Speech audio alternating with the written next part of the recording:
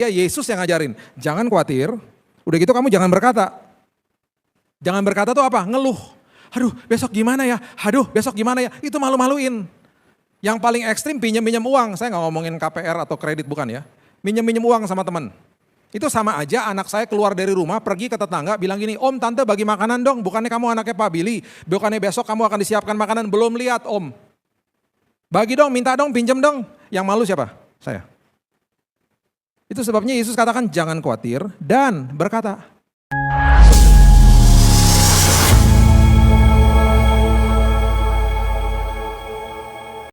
Bapa di sorga, kami mengucap syukur buat apa yang sudah terjadi atas hidup kami. Kami mengucap syukur buat apa yang sedang terjadi.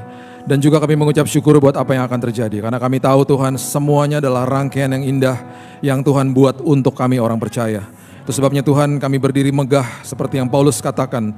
Justru ketika ada masalah di depan kami, kami tahu siapa yang ada di pihak kami. Kami percaya Tuhan Roh Kudus yang menjadi panduan hidup kami. Engkau sendiri akan menerangkan firman Tuhan, bukan sekedar hanya mengerti saja, tapi hidup kami mau dikuasai firman Tuhan. Kami sambut Tuhan firman kehidupan, dan kami tahu firman Tuhan akan memerdekakan hidup kami. Di dalam nama Tuhan Yesus kami berdoa dan mengucap syukur. Kita sama-sama katakan, amin, amin, amin. Haleluya. Silakan duduk. Shalom.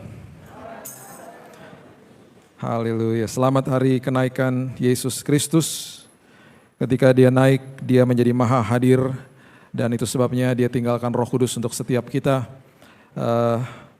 Kita perlu pahami bahwa sejak kita lahir sampai nanti kita menutupkan mata, kita tidak akan pernah melihat Tuhan Yesus secara fisik.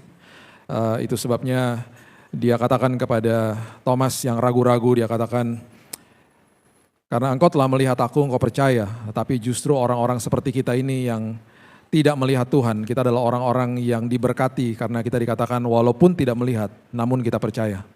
Dan itu sebabnya ketika dia tahu pada hari ini, dia tidak hadir secara fisik, tapi dia hadir di dalam rohnya, di dalam kehidupan manusia.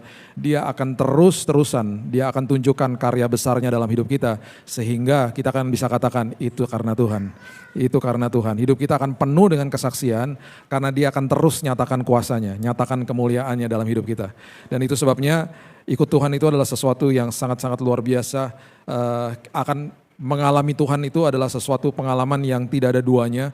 Dan bahkan firman Tuhan terus mengajarkan kepada kita banyak event, banyak perumpamaan, banyak momen-momen yang Yesus tinggalkan di dalam Alkitab kita. Supaya kita belajar mengerti bahwa ini loh prinsip firman Tuhan. Dan dia selalu visualisasikan dengan sebuah momen atau sebuah perumpamaan. Dari tadi pagi kita belajar tentang sebuah pertumbuhan di dalam Tuhan. Tadi pagi kita sudah membahas dasarnya, nanti setelah ini kita membahas tentang kecenderungan manusia. Karena pastinya setiap manusia itu pasti punya kecenderungan dosa, karena memang sudah ada dosa di dalam dunia ini. Bagaimana kita mengatasi kebohongan iblis. Jadi pastikan Bapak Ibu nonton dari awal sampai nanti ibadah terakhir. Ya. Kita buka sama-sama Roma pasal yang ke-8 ayat 17. Kalau tadi pagi kita membahas tentang pertumbuhan seseorang di dalam Tuhan supaya tidak kehilangan pegangan dan tidak kehilangan arah. Kemudian kita membahas tentang bagaimana menyapih kehidupan untuk akhirnya meninggalkan kehidupan yang masih minum susu. Sekarang ketika ada kuasa kebangkitan, kita ada level yang luar biasa yang Tuhan mulai berikan kepada kita, dan sebuah posisi yang tidak akan bisa diambil oleh siapapun. Dia mulai katakan lewat Paulus, dia katakan begini, Roma 8 ayat 17, dan jika kita adalah anak, maka kita juga adalah ahli waris. Maksudnya orang-orang yang berhak menerima janji-janji Allah. Anak, ahli waris, dan kita adalah orang yang punya hak penuh atas janji Allah. Bahkan di dalam bahasa Inggrisnya ada kata all, semua janji Allah. Yang akan menerimanya bersama-sama dengan Kristus, yaitu jika kita menderita bersama-sama dengan Dia, supaya kita juga dipermuliakan bersama-sama dengan Dia. Kita akan menerima semua janji Tuhan. Kalau kita menderita itu maksudnya simpateko atau taat. Jadi di dalam setiap ketaatan, di dalam setiap pertumbuhan karakter, banyak perkara besar yang Tuhan pelan-pelan akan rilis dan titipkan dalam hidup kita. Karena kita ini adalah pengelola bukan pemilik. Kita diminta sama Tuhan mengelola kehidupan ini di semua aspek kehidupan kita. Ketika kita bertumbuh di dalam kasih karunia Tuhan, perkara-perkara besar terus akan dirilis sama Tuhan perlahan-lahan dalam hidup ini. Dan itu sebabnya semua janji Tuhan sudah tersedia, sudah disiapkan sama Tuhan untuk kita. Itu sebabnya ketika kita membaca kalimat-kalimat seperti mengerjakan keselamatan, itu bukan working for salvation. Karena kita bukan mengerjakan untuk dapat keselamatan. Kita sudah diberikan keselamatan. Hari ini kita taat bukan karena untuk dilayakan. Saya taat karena saya sudah dilayakan Tuhan. Saya taat karena saya sudah dikasihi oleh Tuhan. Bagaimana saya mau mengalami Tuhan kalau saya tidak paham bahwa terlebih dahulu Tuhan telah mengasihi saya. Gitu loh. Jadi hari ini kita berdiri seperti Paulus katakan, saya bermegah di depan kesengsaraan saya bahkan. Karena itu kesempatan saya untuk belajar tekun dan seterusnya. Itu sebabnya ketika kita mengerti ini dengan baik dan benar, kita akan tahu bahwa saya ini anak. Saya ahli waris. Dan kalau saya anak berarti saya punya akses kepada bapak saya. Kalau saya anak berarti punya papa, punya saya gitu ya. Papa saya sudah meninggal di tahun 2010. Dia bukan sekedar bapak saja bagi saya, he was my best friend. Dia adalah ayah yang ketika dia pergi, saya sampai hari ini masih meneteskan air mata. Sudah 13 tahun, tapi kalau ingat dia saya masih meneteskan. Saya kangen banget sama dia. Saya percaya satu hari nanti saya akan ketemu lagi sama dia, tapi saya kangen dengan sosoknya dia. Dulu waktu masih tinggal sama-sama dia, semua punya dia, punya kita, punya anak-anaknya. Biasanya kita kalau buka kulkas, kita nggak pernah nanya ini punya siapa. Tiba-tiba nanti saya ngabisin susu, tiba-tiba saya ngabisin roti gitu ya. Papa cuma tanya gini, siapa yang ngabisin susu? Aku. Nanti dia akan ngomong ke mama, itu anak-anak lagi suka minum susu, beli susu banyakan dong. Gitu. Besok akan ada susu lebih banyak. Siapa yang ngabisin roti? Adik saya bilang, aku yang ngabisin roti. Dia akan ngomong sama besok beli roti lebih banyak. Gitu. Apa yang punya dia, punya saya. Itu namanya akses. Itu namanya ahli waris. Itu namanya orang-orang yang punya hak penuh atas semua janji Tuhan. Jadi ketika kami hidup di dalam rumah seperti itu, saya nggak pernah mikirin besok akan ada makanan atau tidak. Karena dia tahu, dia akan siapkan semuanya. Itu sebabnya Yesus katakan apa? Janganlah kamu khawatir dan berkata. Di Matius 6 ayat 31. Seringkali yang kita bahas hanya khawatirnya aja. Kita nggak membahas bagian yang mengatakan jangan berkata. Apakah yang akan kamu makan, minum, dan pakai? Malu-maluin soalnya. Karena kita anak raja. Jadi Yesus katakan apa? Dia Yesus yang ngajarin. Jangan khawatir, udah gitu kamu jangan berkata. Jangan berkata tuh apa? Ngeluh. Aduh besok gimana ya? Aduh besok gimana ya? Itu malu-maluin. Yang paling ekstrim pinjam-pinjam uang. Saya gak ngomongin KPR atau kredit bukan ya. Pinjam-pinjam uang sama teman. Itu sama aja anak saya keluar dari rumah pergi ke tetangga bilang gini, Om tante bagi makanan dong. Bukannya kamu anaknya Pak Billy. Bukannya besok kamu akan disiapkan makanan. Belum lihat Om. Bagi dong, minta dong, pinjam dong. Yang malu siapa? Saya. Itu sebabnya Yesus katakan jangan khawatir dan berkata, apakah yang kamu makan, minum, dan pakai? Karena semua kebutuhanmu sudah aku siapkan buat hari esok. Kamu anak raja, kamu ahli waris, kamu punya hak penuh atas janji-janjiku. Tapi Pak, udah mepet Pak. Udah terpojok Pak saya Pak. Tuhan suka kita dalam kondisi seperti itu. Karena sebentar lagi kemuliaan dia dan mujizatnya akan terjadi. Kita akan katakan apa? Itu bukan karena kuat dan gagah saya. Itu semuanya karena Tuhan. Makanya seorang teman saya yang bisnisnya sudah mau ambruk dan ketika mobil niaganya mau diambil sama debt collector, dia udah gak bisa bayar, tagihan tinggal 2 bulan, dia bingung. Dia gak pernah minta dengan kekuatan sendiri kepada orang lain, yang dia kejar adalah sumbernya bukan pipa. Manusia tuh pipa, pekerjaan usaha kita pipanya, sumbernya Tuhan. Itu sebabnya kalau kita katakan misalnya, oh saya kehilangan income, saya kehilangan pekerjaan, gak apa-apa itu pipanya. Tuhan akan bukakan pipa-pipa yang lain. Jangan dikejar pipanya, yang dikejar sumbernya. Akhirnya karena manusia mengejar pipa, manusia mengkultuskan orang lain. Disamperin debt collector ke rumahnya. Dia bilang, saya udah gak ada uang mas. Yang saya ada hanya secangkir kopi, saya buatin kopi aja ya. Mas mau marah-marah tetap aja saldonya 0, gak akan tambahin saldo nih, 0. Dia kasih secangkir kopi dan dia berdoa. Besoknya debt kolektornya kirim WhatsApp ke dia. Kenapa saya tahu? Karena ini adalah teman kami. Dia kasih lihat dan saya baca sendiri WhatsAppnya. Debt kolektornya ngomong gini, Ibu, saya kasihan sama ibu. Ibu orang yang jujur.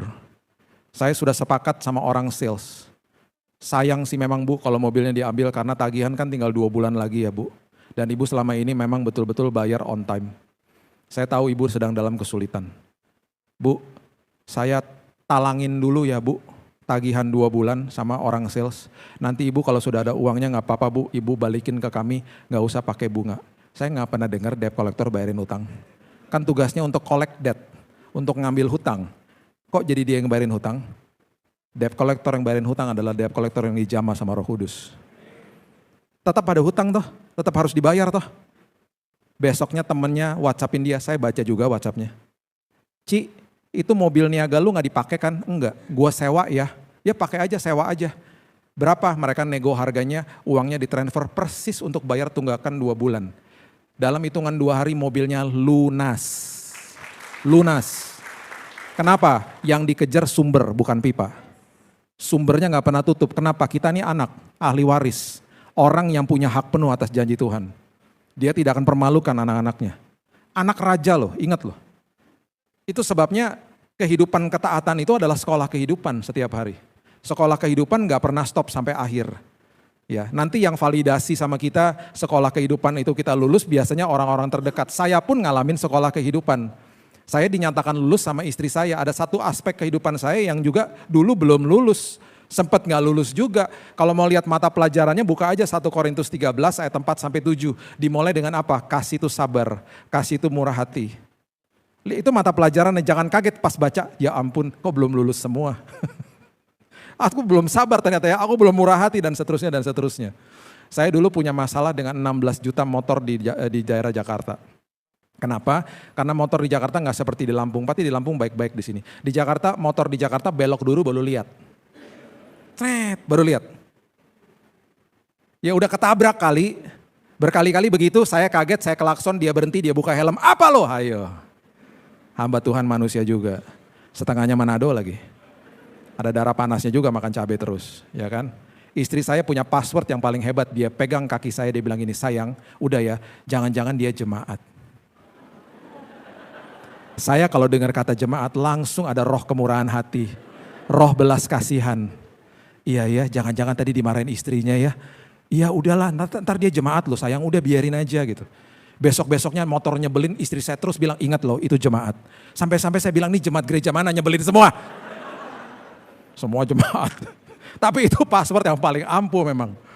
Tiba-tiba tahun 2018 istri saya bilang gini, kamu kok udah sekarang diem aja ya kalau ada motor-motor nyebelin. Aku yang sebel kok kamu diem aja, tenang aja. Lulus. Yang validasi lulus orang terdekat. Saya udah gak nyadar tuh. Tiba-tiba udah gak ngaruh gitu loh. Sekolah kehidupan tiap hari. Itu namanya mengerjakan keselamatan. Working out kayak kita olahraga. Bukan working for salvation, bukan. Udah dikasih keselamatannya. Sudah dilayakkan. Sekarang hidup ini. Karena kita anak dan ahli waris. Ya. Coba lihat Lukas pasal yang ke-15 ayat 12. Ini adalah sebuah perumpamaan yang menegaskan ini. Dan ini yang Yesus beritahu kepada orang Farisi sebenarnya perumpamaan ini. Tetapi juga kepada kita. Ya. Lukas 15 ayat 12 mengatakan begini. Kata yang bungsu kepada ayahnya, Bapak berikanlah kepadaku bagian harta milik kita. Itu akses. Harta milik kita berarti punya kamu, punya saya. Anaknya paham loh, si bungsu paham loh. Tetapi ini yang mengerikan, dia katakan begini, berikan harta milik kita yang menjadi hakku. Dia memisahkan akses dari bapaknya, dia mau independen, yang menjadi hakku. Yang tadinya dia pengelola apa yang papanya punya dan juga dia punya, sekarang dia ingin memiliki sendiri. Akhirnya apa?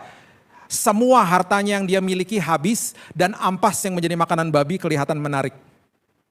Saya punya eksposisi lengkap dari anak yang terhilang, tinggal buka YouTube channel saya, itu kalau nggak salah ada 7 episode, sangat detail, dibahas sampai kepada si sulung. Karena yang hilang itu bukan si bungsu, dua-duanya hilang, si sulung juga terhilang. Bahkan lebih ironis karena si sulung ada di rumah. Itu gambaran daripada orang-orang yang ada di dalam gereja Tuhan. Dan hidupnya saling menghakimi, itu ada di situ semuanya. Ya. Ini mengerikan, akses itu berarti saya punya direct akses, saya ini berarti anak ahli waris, apa yang papa punya, saya punya juga. Yang terlepas dari tangan tidak akan pernah terlepas dari hidup karena supply jalan terus. Roti besok ada lagi, susu besok ada lagi, gak pernah terlepas. Habis supply jalan terus. Ketika mengambil keputusan untuk jadi pemilik, apa yang terlepas dari tangan terlepas dari hidup, supply-nya gak ada. Sumbernya di-cut sama dia. Manusia deklarasi independen daripada sumbernya. Itu maksudnya. Jadi yang namanya akses kepada Tuhan itu betul-betul luar biasa. Bahkan Yesus akhirnya menggunakan metafor-metafor yang dia terus ajarkan supaya kita makin paham. Dia salah satu yang dia katakan begini, jangan lupa ya, kamu ranting loh. Aku pokok anggur.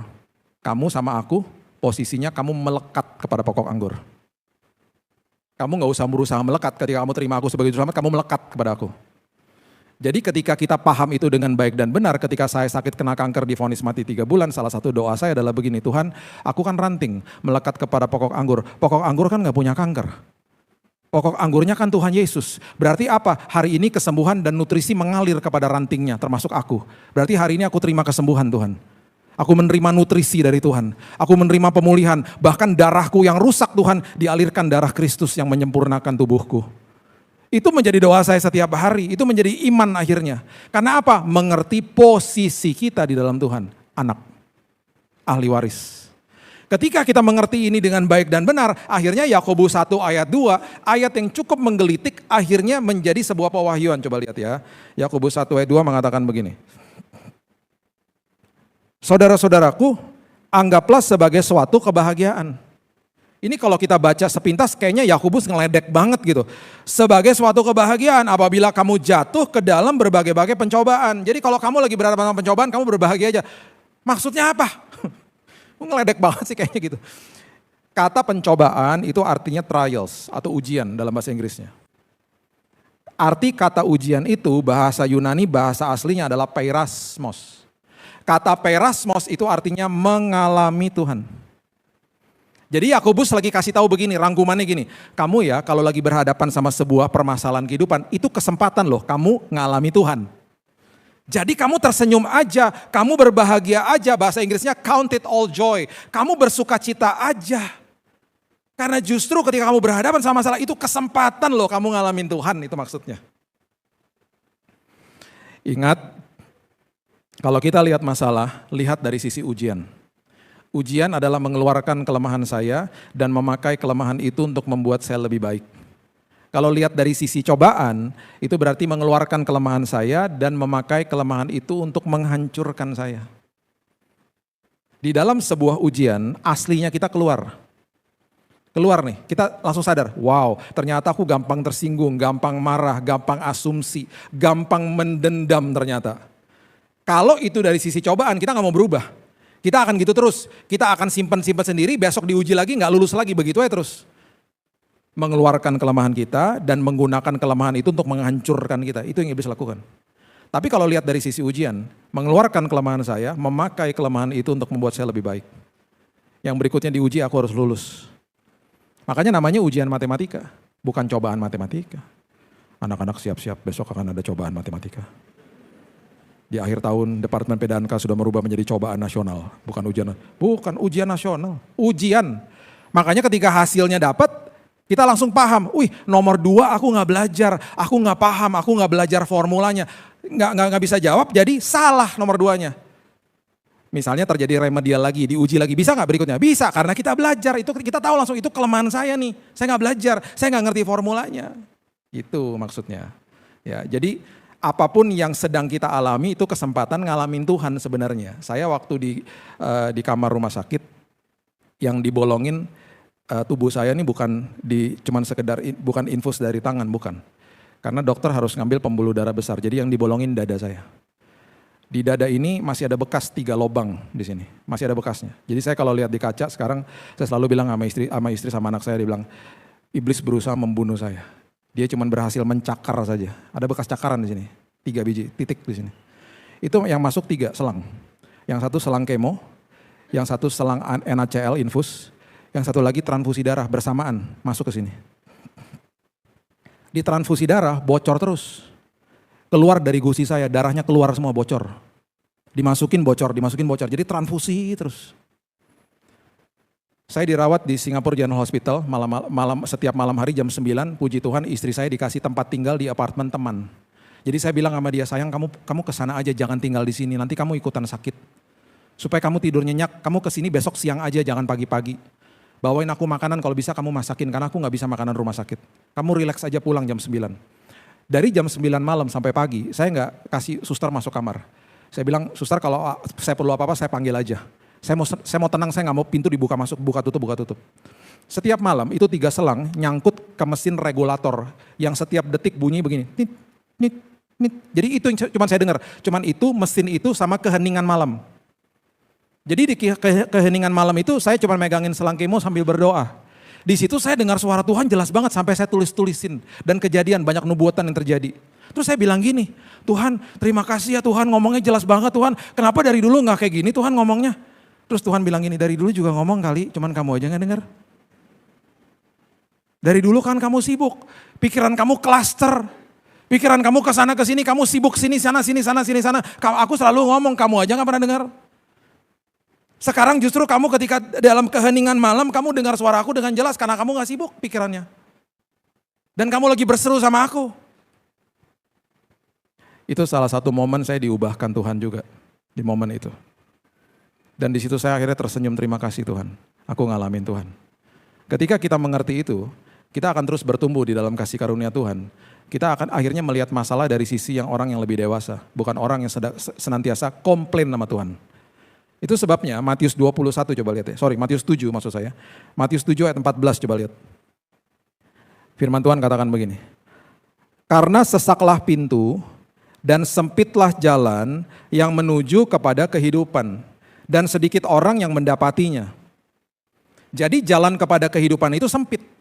Sedikit orang yang mendapati, itu maksudnya gak banyak orang mau masuk situ.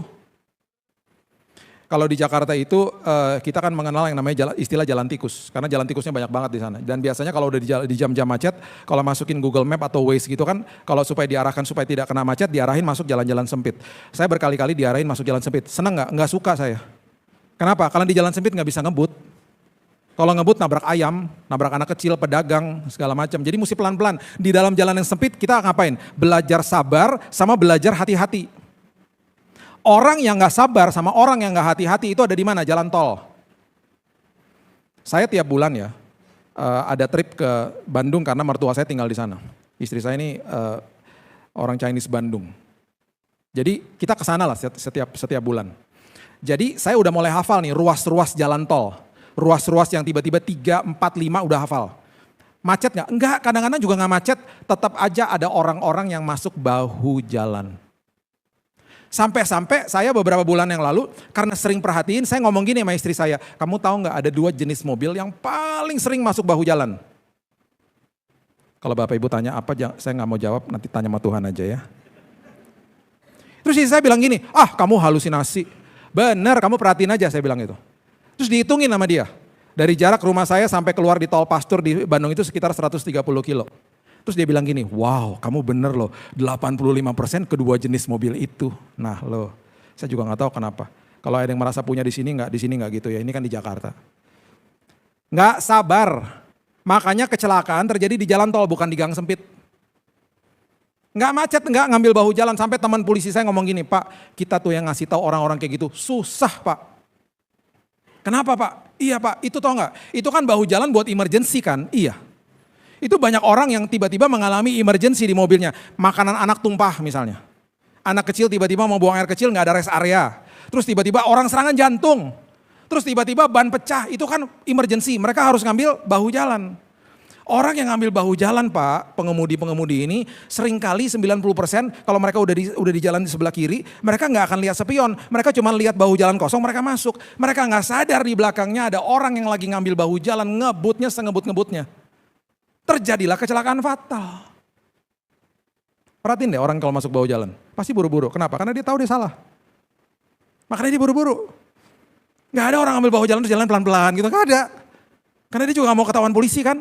Dia tahu dia salah. Dan terjadi kecelakaan fatal. Sampai teman saya bilang gini, teman polisi saya ngomong gini, susah Pak dikasih tahu Pak. Nanti kalau udah kecelakaan fatal, reda dikit. Habis itu gitu lagi Pak nanti. Orang Indonesia susah banget Pak. Kecuali anak-anak Tuhan di sini pasti gampang kasih tahu ya. Semua pasti di sini mukanya disiplin semua. Susah, makanya saya akhirnya mengambil keputusan saya harus kasih tahu lah. Supaya didengar sama orang gitu loh. Supaya kita belajar betul-betul mau diproses. Itu dari jalan raya aja kita susah diproses. Kita susah untuk belajar sabar, belajar hati-hati. Itu kan merugikan orang lain. Saya pernah ada di jalan yang sempit ya, satu lagi ya. 200 meter lagi dari saya itu jalan raya. Saya tuh udah seneng banget, jalan raya karena lancar kan. Gak bisa jalan tiba-tiba karena ada motor parkir tengah jalan. Orangnya dalam rumah harus dipanggil dulu. Saya ngerasa kesal, kenapa? Karena kayak rasa dibanding-bandingin sama jalan rayanya kan. Kita juga gitu. Di dalam jalan yang sempit seringkali kita dibentur-benturkan sama iblis, sama orang-orang yang kelihatannya hidupnya enak-enak. Terus kita ngomong apa? Tuhan kenapa mereka diberkati saya enggak? Karena apa kita ngomong gitu? Belum dewasa, belum bertumbuh di dalam Tuhan. Kalau kita ngerti ya prinsip kebenaran firman Tuhan, justru orang yang sedang diberkati adalah orang yang sedang diproses sama Tuhan di jalan yang sempit. Karena di jalan yang sempit kita lagi diajar sama Tuhan, lagi diproses, lagi diubahkan hidupnya untuk sabar, hati-hati, tidak banding-bandingkan diri sama orang lain. Justru kita sedang diberkati Tuhan karena kita sedang diubah sama Tuhan. Bahkan kita harus mengucap syukur kita punya kesempatan ada di jalan-jalan yang seperti itu. Kenapa? Karena diubahkan Tuhan, karena ada perkara besar yang Tuhan mau titipkan untuk kita kelola. Makanya diubah karakternya pelan-pelan. Dan Tuhan satu hal yang dia selalu mau lakukan adalah mata rohani kita diubahkan sama Tuhan. Gini loh, ada seorang bapak-bapak tua ya. Dia ini tua buta. Dia dimasukin ke rumah jompo. Sampai di rumah jompo, dia dijemput sama petugasnya.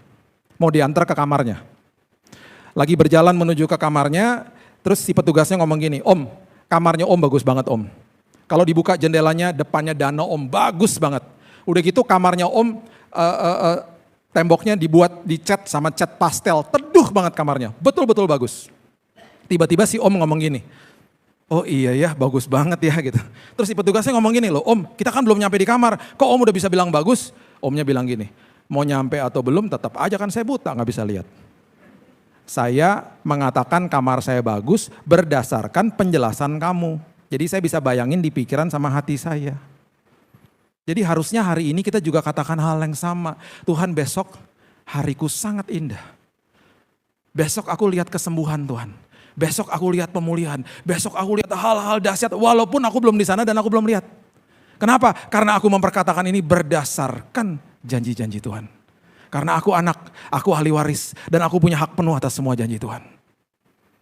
Gak seperti seorang ibu ini yang setiap hari dia komplain sama suaminya, dia bilang gini, "Itu lihat jemuran tetangga. Si tetangga kita tuh gak ngerti cara cuci baju. Baju masih kotor udah dijemur."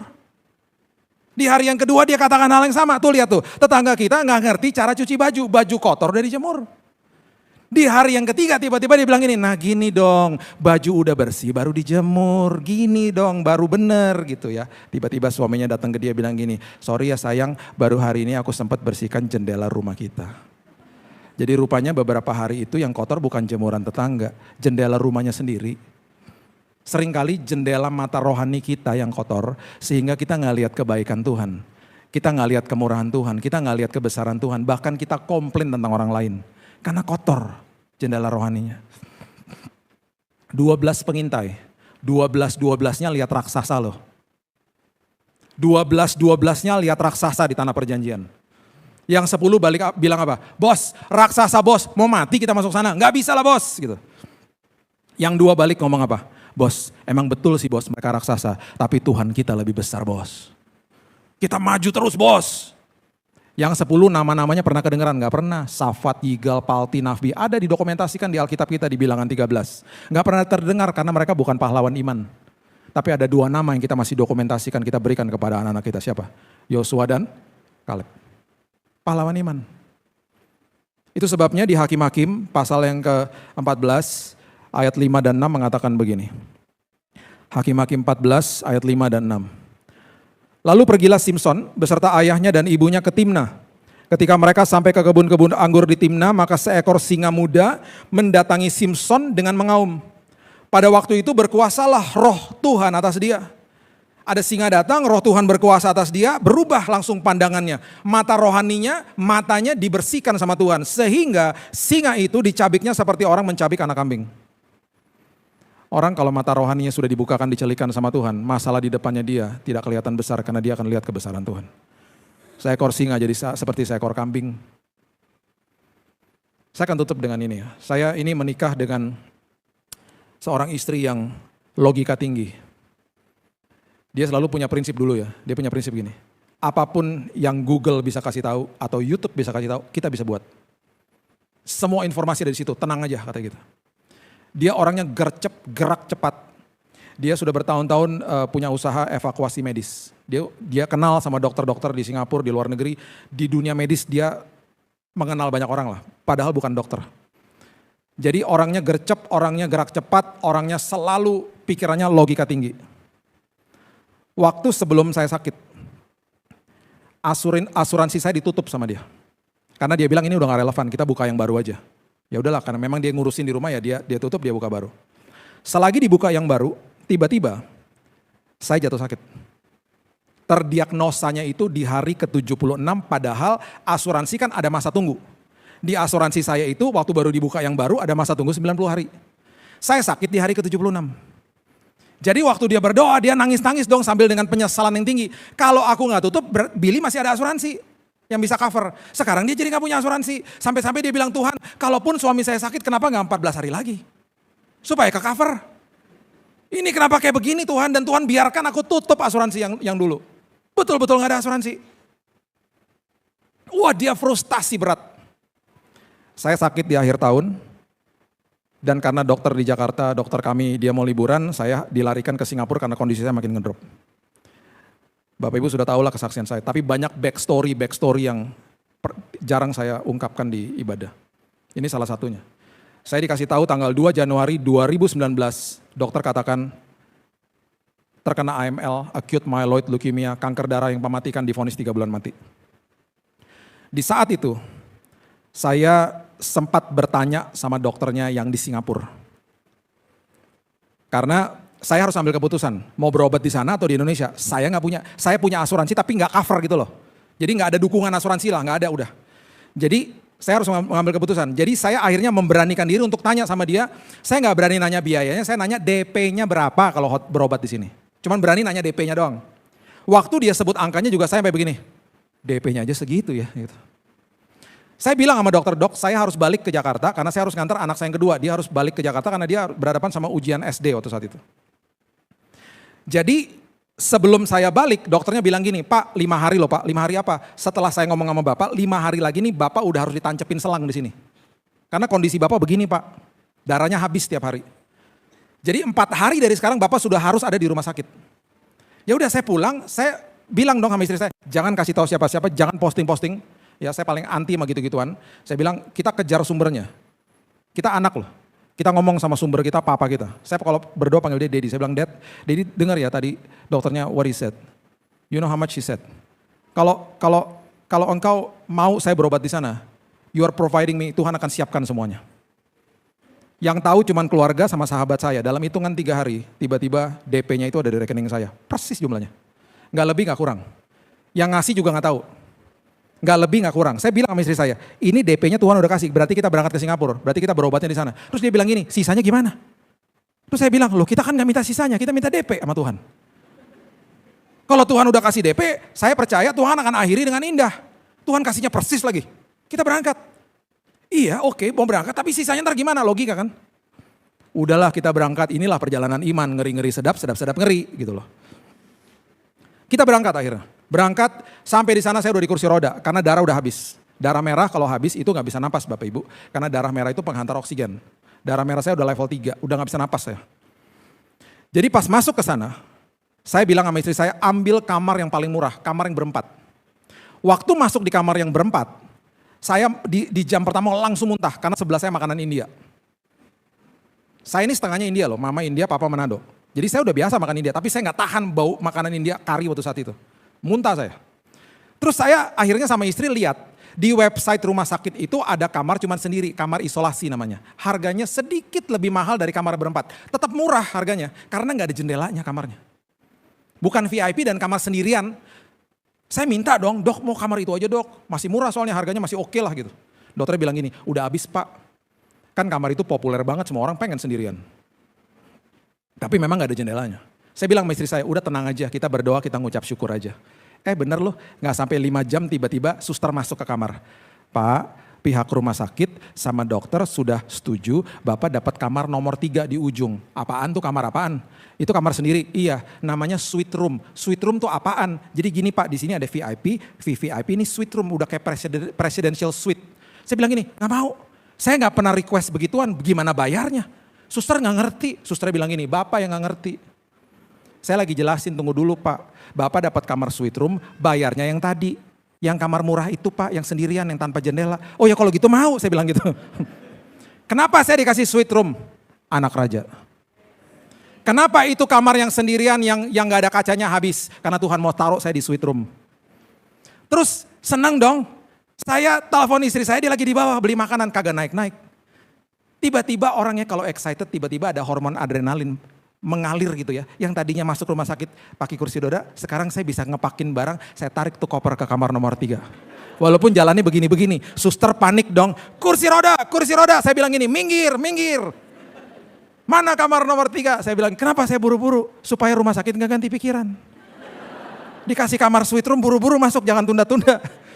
Saya masuk ke kamar suite room, saya buka toiletnya, karpet semuanya. Dalam hati, Tuhan tidur di toilet juga gak apa-apa Tuhan. Karpet semua. Kamarnya gede.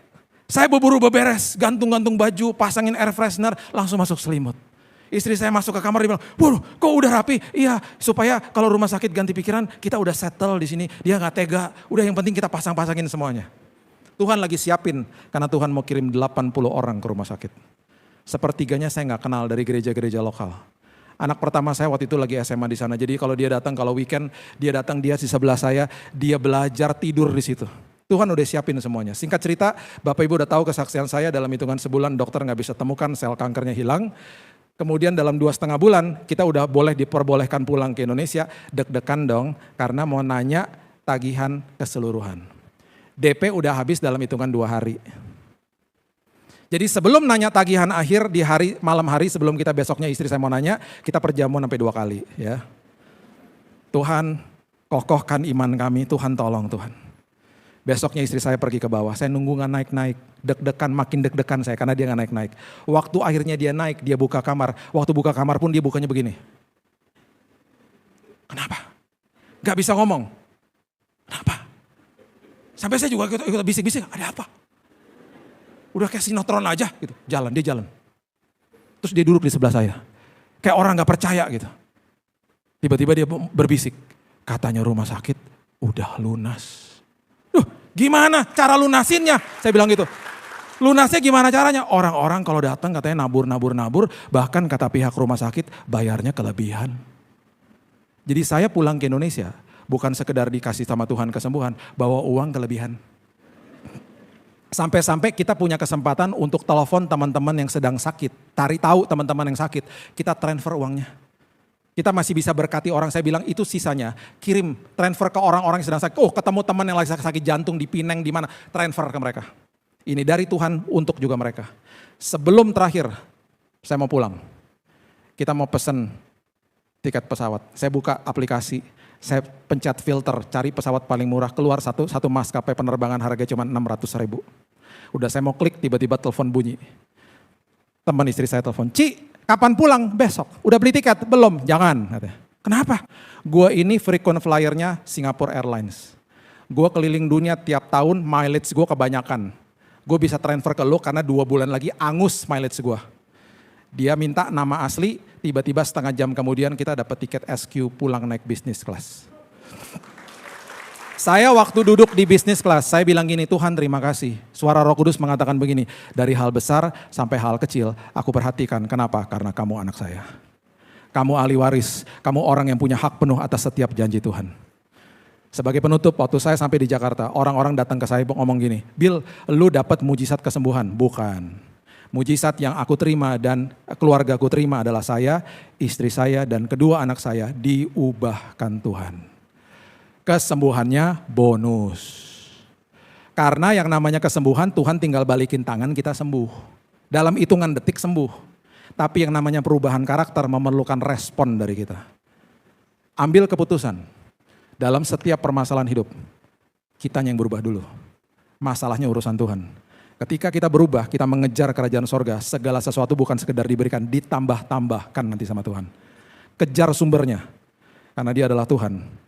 Dia adalah sumber atas segala sumber, Bapa yang agung, Juru Selamat kita yang agung, Yesus Kristus Tuhan. Berikan tepuk tangan kita untuk Tuhan kita. Bapak terima kasih mengucap syukur buat pagi siang hari ini. Aku stop sampai di sini ya Tuhan. Aku percaya Tuhan bahwa firman Tuhan memerdekakan hidup kami. Kami mau bertumbuh di dalam kasih karunia. Kami adalah anak Tuhan yang luar biasa. Kami adalah ahli waris dan orang-orang yang punya hak penuh atas setiap janji Tuhan. Meteraikan firman ini karena kami juga adalah manusia yang juga sudah dimeteraikan, sudah disegel, bahkan dijamin oleh Roh Kudus masa depan kami. Terima kasih Tuhan. Kami akan berjalan dalam kehidupan ini, mengalami Tuhan, dan hidup kami penuh dengan kesaksian. Di dalam nama Tuhan Yesus, kami sudah berdoa dan sudah menerima firman kebenaran. Kita sama-sama katakan, amin. Tuhan berkati.